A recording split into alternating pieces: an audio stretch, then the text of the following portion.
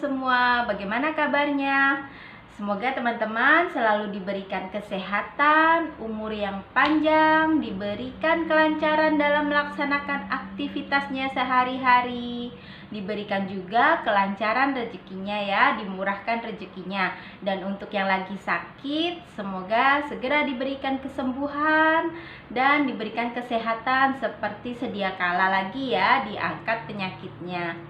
Oke teman-teman, kali ini aku ingin bercerita yaitu tentang pengalaman aku pertama kali datang ke Malaysia. Jadi pertama kali aku datang ke Malaysia itu aku bekerja sebagai apa dan aku bekerja di mana dan pengalaman apa saja yang aku alami pertama kali sewaktu aku berada di Malaysia ini. Atau bisa dibilang juga kultur shock ya, apa sih perbedaannya gitu ya. Nah teman-teman diikuti terus ya videonya dari awal sampai akhir agar channel saya bisa lebih berkembang lagi ke depannya. Untuk teman-teman yang selalu memberikan dukungan, saya ucapkan banyak-banyak terima kasih. Dan pasti saya akan memberikan dukungan saya kembali ke sahabat-sahabatku semua. Dan untuk yang baru bergabung di channel saya, jangan lupa untuk like, komen, subscribe, dan tekan loncengnya. Nah, jadi pertama kali aku datang ke Malaysia itu yaitu pada tahun 2007. Nah, 2007 itu aku datang ke Malaysia melalui agen. Jadi, kalau di Indonesia kan ada agen-agen yang mengirim tenaga kerja ke luar negeri ya. Jadi aku datang ke salah satu agen yaitu di Yogyakarta. Nah, di situ aku tanya ada job apa di Malaysia seperti itu ya. Jadi dia tunjukin itu semua lowongan kerja di Malaysia, dan waktu itu kebetulan ada satu hypermarket di Malaysia yang mencari tenaga kerja sangat banyak sekali, memerlukan banyak tenaga kerja seperti itu ya. Aku sangat tertarik gitu loh. Jadi aku coba ikut tes. Jadi ini kan ada tesnya ya.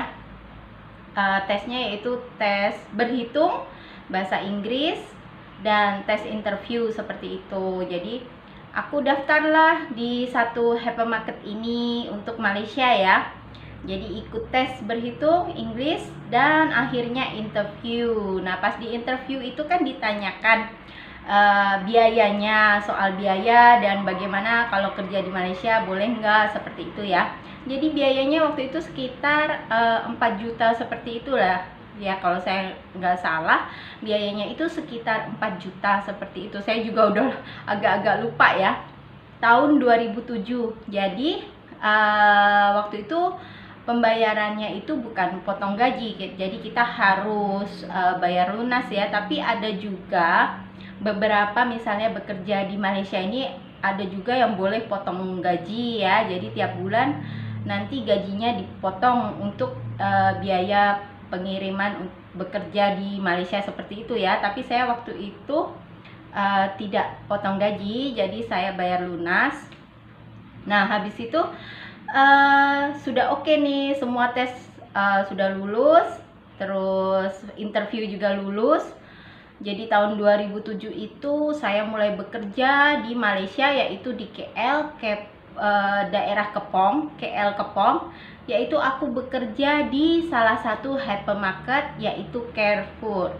Jadi waktu dulu kan ada Carrefour di Malaysia, kan ada Carrefour juga ya. Jadi aku pertama kali datang ke Malaysia itu tahun 2007 adalah sebagai staff Carrefour. Aku jaga di departemen tekstil. Waktu kesini itu ada banyak juga sih teman-teman saya ya. Jadi kita dikirim ke sini itu ada banyak juga, karena pada saat itu Carrefour memang membutuhkan banyak tenaga kerja untuk staff ya, untuk sales floor seperti itu. Nah jadi saya memang sangat tertarik gitu untuk bekerja di hypermarket ini gitu. Jadi selama masa tes, medical check up, kan ada medical check up ya, kalau fit kita boleh berangkat, Kalau unfit tidak boleh berangkat seperti itu. Nanti sampai di Malaysia juga akan ada medical check up lagi.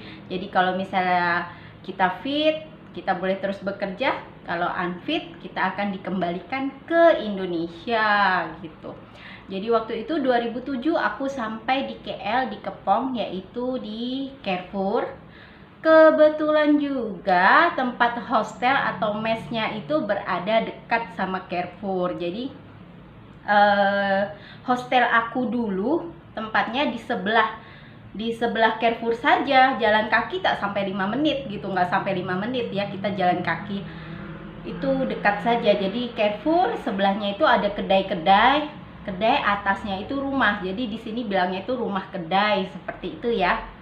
Nah, hostel aku atau mes kita berada di situ. Jadi enak teman-teman, kalau mau pergi kerja jalan kaki deket aja, cuma 5 menit gitu, nggak sampai gitu. Jadi kita santai ya, agak-agak santai lah, nggak usah cepet-cepet atau buru-buru, soalnya kan deket ya. Jadi kalau ada apa-apa kan gampang gitu ya.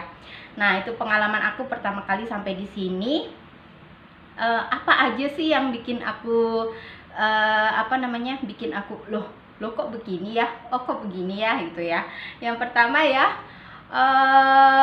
di sini itu pertama kali aku datang di sini di Malaysia, di KL itu banyak sekali burung gagak teman-teman. Jadi di sini di Malaysia itu burung gagak itu banyak sekali, dan setiap hari kita akan melihat burung gagak gitu. Jadi dulu kan pertama kali ke sini, ya otomatis kaget dong ya gitu kan, karena kalau di Indonesia kalau kita lihat burung gagak seekor saja nangkring di atas pohon gitu kan, kita kan pasti mikirnya wah, bakalan ada sesuatu nih gitu kan, seperti simbol negatif gitu ya kalau burung gagak gitu ya. Kalau di sini burung gagak banyak sekali. Jadi tiap hari kita akan melihat burung gagak, dan itu sudah biasa banget dengar suara kak seperti itu. Jadi kalau di Indonesia ya, kita lihat burung gagak tuh satu ekor nangkring di pohon aja kita udah kayak wah, pertanda negatif ya, pertanda buruk seperti itu kan ya. Tapi kalau di sini biasa saja burung gagak, setiap hari kita akan melihat burung gagak dan gerombol-gerombolan seperti itu. Itu yang pertama kali bikin aku gitu ya, terkejut lah ya istilahnya. Terus yang kedua itu dari bahasa ya, bahasanya. Jadi waktu kita di Indonesia gitu, kita kan ada ikut training ya, kita juga ada ikut training selama 1 minggu di pusat pelatihan. Tapi di sana kita tidak diajarkan bahasa Melayu, di sana itu kita diajarkan bahasa Inggris dan cara melayani customer seperti itu kan. 1 minggu training seperti itu. Jadi kita tidak belajar bahasa Melayu waktu di Indonesia itu. Selama 1 minggu kita training di tempat pelatihan itu, kita belajar pakai bahasa Inggris seperti itu kan. Jadi sampai di sini pertama kali aku kerja di Carrefour. Jadi kalau kerja di Carrefour kan ada badge, kerja di mana-mana pun juga ada badge ya, tag nama itu kan. Kalau kita mau masuk kan kita harus swab, kita punya ID card kan. Nah, badge aku itu aku pasangnya itu kebalik gitu loh teman-teman, kebalik. Jadi begitu sampai di pintu masuk itu satpamnya, security-nya tuh bilang ke aku gitu kan, dek, pusing seperti itu. Dia bilang pusing seperti itu. Aku bingung ya, pusing apa sih, pusing apa bapak nih lagi pusing atau gimana? Itu pusing seperti itu dia bilang kan. Aku bingung. Aku bilang sama itu security-nya atau satpamnya itu, aku bilang, Pak, saya tak pusing seperti itu. Aku pikir pusing itu pusing sakit gitu, sakit kepala, pusing ya kan. Tapi ternyata maksudnya satpamnya itu badge aku itu kebalik gitu loh. Dia minta supaya badge aku tuh diputerin gitu kan, dipasang di sini ya. Badge-nya itu diputerin gitu. Aku salah pasang, jadi biar nampak gambar aku sama namanya bener nggak gitu kan, mau masuk bener nggak ini pekerja Carrefour seperti itu. Itu aku ketawa gitu. Oh, ternyata pusing itu diterbalikan. Diterbalikan gitu. Aku pikir pusing itu adalah sakit kepala gitu ya, teman-teman. Aduh, terus waktu bekerja di sini ada juga yang bertanya gitu. Seronok tak kerja di sini? Seronok tak kerja di sini, seperti itu ya. Jadi kalau di tempat kita kan di Indonesia kalau mendengar kata seronok itu sepertinya kan negatif gitu ya, teman-teman ya. Sepertinya kan seronok itu seperti hal yang nggak enak gitulah ya, seronok gitu. Tapi kalau di sini seronok itu artinya happy nggak, bahagia nggak, kamu enjoy nggak kerja di sini. Nah, seperti itu ya. Jadi aku dulu pertama kali memang agak bingung gitu, seronok apaan sih gitu kan. Untungnya selama aku kerja di Carrefour itu, jadi ada satu teman orang tempatan juga, dia juga kerja di Carrefour. Dia lebih awal bekerja di Carrefour, jadi orang tua dia adalah campuran. Orang tua dia itu Malaysia dan Indonesia. Jadi kalau aku nggak salah ya, itu bapaknya orang Indonesia, mamanya orang Malaysia, seperti itu kan. Jadi aku selalu tanya sama dia gitu, seronok itu apa sih ya, seronok. Jadi dia nih memang pandai dua bahasa, dia pun bahasa Indonesia dia paham, bahasa Melayu dia pun pasti tahu karena dia lahir di Malaysia kan. Nah, jadi aku selalu bertanya sama dia gitu. Ada kata-kata yang aku bingung, aku pasti akan tanya sama dia, seperti itu ya. Terus aku tanya, seronok itu apa sih seronok? Oh, seronok itu happy nggak, bahagia nggak? Oh ya, oke, seronok. Nah, terus ada lagi perkataannya itu budak. Nah, budak kalau di sini itu artinya adalah anak kecil, anak budak, atau menunjukkan seseorang ya, seperti menunjukkan seseorang seperti saya ini budak gitu, seperti itulah budak, seseorang seperti anak budak, orang itu. Nah, seperti itu ya, budak itu adalah orang itu. Tapi kalau di tempat kita kan budak itu kan maknanya kan seperti budak itu seperti apa ya, seperti buruh ya, seperti buruh yang diperbudak, seperti itu kan, seperti itulah ya, diperbudak itu. Kalau di tempat kita kan artinya tuh kayak enggak, kurang bagus gitu ya. Nah, kalau di sini budak itu biasa, itu budak adalah perkataan sehari-hari menunjukkan seseorang anak kecil atau menunjukkan orang itu remaja gitulah, seperti itu. Kita bilangnya budak. Kalau di sini budak ini, budak itu, budak ini nih, budak yang itu tuh. Nah, seperti itu ya. Tapi kalau tempat kita memang kita tidak pernah memakai kata budak, karena budak itu kan seperti kurang bagus ya, seperti itu. Jadi banyak sekali kata-kata di sini yang maknanya itu sebenarnya agak bertolak belakang ya sama bahasa kita, seperti itu. Pertama kali ya memang asing sekali mendengar kata-kata itu gitu kan, tapi setelah setiap hari kita mendengar ya jadinya terbiasa ya. Nah, terus kata-kata apalagi yang terasa aneh di telinga saya waktu pertama kali datang ke sini, yaitu di sini kita nggak boleh bilang butuh. Nah, butuh, kita kan biasa ya kalau menginginkan sesuatu kita pasti akan bilang butuh, aku butuh ini nih, aku butuh itu tuh, seperti itu ya. Tapi di sini kita nggak boleh mengucapkan kata butuh karena itu artinya adalah negatif, seperti itu. Jadi kita lebih baik menggunakan memerlukan, saya memerlukan ini, saya memerlukan itu, seperti itu. Jadi kata butuh di sini itu artinya negatif ya, kurang bagus gitu.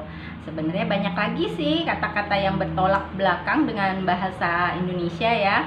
Tapi yang saya ingat itulah waktu pertama kali saya datang ke sini, benar-benar kata-kata itu yang paling buat saya tuh apa sih seperti itu. Itu ya. Jadi dari yang pertama adalah burung gagak, yang kedua adalah kata-kata yang berbeda artinya. Kemudian yang ketiga adalah di sini itu tidak ada yang namanya tukang parkir. Jadi di Malaysia ini kita nggak akan melihat tukang parkir ya. Kalau di Indonesia kan banyak tukang parkir, di sini tidak ada tukang parkir. Jadi kalau mau parkir, kecuali di shopping mall ya, shopping mall itu ya ada tarifnya sendiri ya, ada harganya sendiri per jam berapa ringgit, seperti itulah. Tapi ada juga yang hypermarket atau supermarket yang free gitu, parkirannya free. Tapi kalau untuk di daerah bandarnya, di mau parkir sekitar bandarnya itu kan ada ada tempat letak kereta atau mobil ya. Jadi kalau mau parkir biasanya harus meletakkan kupon parkir. Jadi di kupon itu akan tertulis tahun, terus bulan, tanggal, pukul berapa mulai parkir, dan akan ambil berapa lama, seperti itu ya. Nah itu jadi harus letak itu kupon parkir di dashboard kereta bagian depan, karena sewaktu-waktu ada pegawai kerajaan yang akan cek kereta ini ada letak atau tidak. Kalau misalnya tidak ada letak taruh itu kupon parkir, pastinya akan kena denda gitu kan, akan dapat denda dari pegawai kerajaan, seperti itu. Jadi lebih baik ya letak kupon parkirnya itu. Lagipun nggak mahal lah, nggak mahal di sini parkirnya itu berapa ringgit gitu, berapa sen per jam, berapa sen, seperti itulah. Saya juga kurang pahamnya, itu suami yang selalu buat. Terus kalau hari Sabtu Ahad, Sabtu Minggu di sini itu free parkirnya. Jadi di parkir untuk di area bandarnya ya, di jalan-jalan di bandarnya itu adalah free kalau Sabtu Ahad. Tapi kalau shopping mall ya ada beberapa yang masih tetap harus bayar per jamnya, ada yang free, seperti itu. Nah itu tadi yang ketiga. Terus yang keempat adalah waktu itu kan tempat aku hostelnya itu bukan di perumahan ya, tapi di area rumah kedai kan. Jadi tempatnya itu ya area bandar, mau kemana-mana kan gampang ya. Sebelah hostel aku itu ada food court tempat makan, food court lumayan besar. Nah food court itu kalau di sini food court itu mulai dari sore ya, pukul 5, pukul 6 seperti itu ya, sudah ada food court malam punya ya, itu sampai pagi pukul 1, 2, 3 seperti itu, kadang masih ada. Nah jadi kalau di sini dulu pertama kali kan agak bingung ya, wah ini udah pukul 1, pukul 2 juga masih rame gitu jalanannya, masih itu sebelah hostel juga food court itu masih rame banget gitu mas. Ya kalau misalnya mau pergi keluar makan tuh ya nggak takut gitu, soalnya suasananya tuh masih rame, nggak sepi gitu kan. Kalau tempat kita kan pukul 10, pukul 11 gitu kan udah hening, udah sepi gitu ya. Kalau di sini waktu aku tinggal di KL itu memang masih rame gitu. Lagian tempatnya daerah bandar kan, ada restoran yang 24 jam seperti itu juga, jadi ramai ya. Nah terus yang kelima itu adalah toilet atau WC umum. Di sini namanya adalah tandas. Jadi kita kalau mau tandas atau toilet ya bilangnya, kalau tempat kita kan WC umum seperti itu. Tapi kalau di sini tulisannya adalah toilet atau tandas. Nah, seperti itu. Terus kalau di sini ya, dulu pertama kali aku datang sini itu yang bikin aku suka itu ya ada pasar malam. Jadi kalau di tempat kita ya di Indonesia kan pasar malam itu pada saat-saat tertentu saja ya, misalnya setahun satu kali gitu ada pasar malam dibuka. Tapi kalau di Malaysia ini setiap kalau dulu di daerah aku yang di KL itu ya, setiap hari Sabtu ada pasar malam. Nggak pasti ya itu hari-harinya, di lain tempat dia beda hari ya, ada yang hari Sabtu, ada yang hari Kamis seperti itu. Tapi dia setiap minggu ada pasar malam, itu setiap minggu ada. Nah itu yang paling aku suka, karena kalau ke pasar malam ini banyak sekali pilihannya, dari makanan, barang-barang dari baju, barang-barang hiasan rambut, apa saja itu semua ada ya di pasar malam. Jadi sambil jalan-jalan kita lihat-lihat barang yang cantik-cantik, beli makanan. Nah seminggu sekali itu ada yang namanya pasar malam. Nah, terus perbedaannya apa lagi ya? Oh, perbedaannya yaitu selama aku di sini ya, aku jarang sekali mendengar orang menekan klakson atau horn kereta atau motor ya. Itu sangat jarang sekali kalau di sini. Kalau dulu waktu aku di Indonesia, di Jakarta kan selalu kalau di lampu merah atau di mana-mana itu selalu, kalau di jalan raya kita selalu dengar tin tin tin klakson di mana-mana ya. Tin tin tin sana sini semua klakson seperti itu ya. Tapi kalau di sini di jalan raya memang teman-teman saya kalau datang ke sini pasti heran deh ya. Di sini jarang sekali orang sesuka hati menekan klakson. Jadi klakson atau horn di sini itu ditekannya tuh kalau benar-benar ada keperluan yang penting gitu ya. Seperti itu. Jadi di sini jarang sekali kalau di jalan raya tuh kita mendengar tin tin tin bunyi bising klakson gitu, tidak ada, sangat tidak ada, kecuali benar-benar hal keperluan yang sangat penting. Nah, mereka baru akan menekan klakson seperti itu. Jadi di sini perbedaannya sangat berbeda ya. Kalau di Indonesia memang waktu di Indonesia kita di jalan raya memang selalu mendengarkan bunyi klakson, itu selalu dengar ya, tin tin tin sana sini seperti itu kan. Tapi kalau di sini memang jarang sekali, dan saya juga kurang paham ya kenapa ya orang sini memang jarang sekali menekan yang namanya klakson. Klakson itu hanya ditekan apabila ada keperluan yang mendadak, bener-bener penting ya, misalnya mau nabrak atau gimana gitu, mereka baru tekan itu klakson. Seperti suami saya kemarin, kalau misalnya ada orang dari parkiran dia mau keluar kan, nggak ngelihat mobil yang mau lewat, nah dia baru akan tekan itu klakson, tin, seperti itu. Itu pun cuma tekannya nggak sampai yang tin seperti itu tuh, nggak, cuma tin, itu macam saja seperti itu. Nah, itu tadi adalah perbedaan-perbedaan atau culture shock yang aku rasain selama aku berada di sini. Nah, jadi teman-teman, pertama kali saya datang ke Malaysia itu pada tahun 2007. Jadi saya bekerja di Carrefour sebagai staf Carrefour bagian tekstil dari tahun 2007 sampai 2009. Jadi bekerja di Carrefour selama 2 tahun seperti itu. Setelah 2 tahun tidak ada perpanjangan kontrak kan, jadi kita pulang lagi ke Indonesia. Sampai di Indonesia istirahat ya, aku istirahat berapa bulan seperti itu. Habis itu pergi lagi nih ke agennya itu, tanya lagi ada job lagi nggak ke Malaysia. Terus dia bilang ada satu job yang sangat oke, tapi ini kilang, tapi kilangnya ini oke ya, kilangnya sangat oke, dan dia company. Jadi kalau kerja di Malaysia ini ada 2, yaitu yang pertama kita under company itu jadi kita langsung dapat gaji, dapat tanggung jawabnya itu langsung dari company tempat kita bekerja itu. Yang kedua yaitu under agent. Kalau under agent ini adalah istilahnya pihak kedua lah ya. Jadi misalnya kita kerja di salah satu pabrik, di salah satu kilang, jadi gaji itu akan diberikan dulu kepada agent, dan agent baru akan memberikan gaji itu kepada kita, dan kita menjadi tanggung jawab agent itu, seperti itu.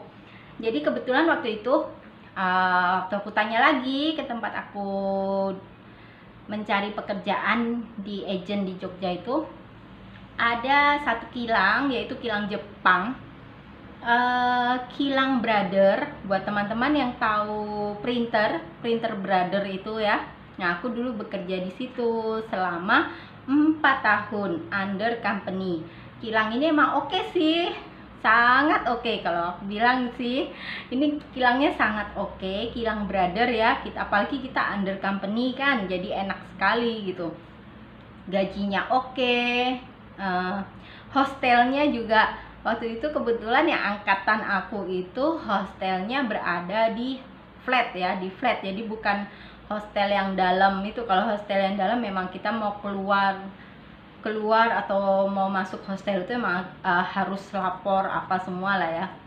Jadi hostel kita lain, kita yang di flat itu. Terus kerja di sini di Kilang Brother itu under company selama 4 tahun. Itu juga kerjanya juga oke, kilangnya juga oke, apalagi tiap bulan 2 sama bulan 8 kita akan dapat bonus. Itu yang paling ditunggu-tunggu ya selalunya sama karyawan, sama staff-staffnya, ya itu sama pekerjanya kita nih memang nunggunya yang paling ditunggu-tunggu yaitu bonus, dan bonusnya itu lumayan besar ya. Jadi teman-teman ya, waktu aku kerja di Kilang Brother itu buat apa sih gitu kan. Waktu aku kerja di Kilang Brother itu aku buat inkframe. Inkframe itu, kalau inkframe itu adalah kalau teman-teman ada printer, dia kan kalau printer itu kan harus isi ink ya, ink. Nah, kita buat itu inknya itu, bukan buat printernya ya.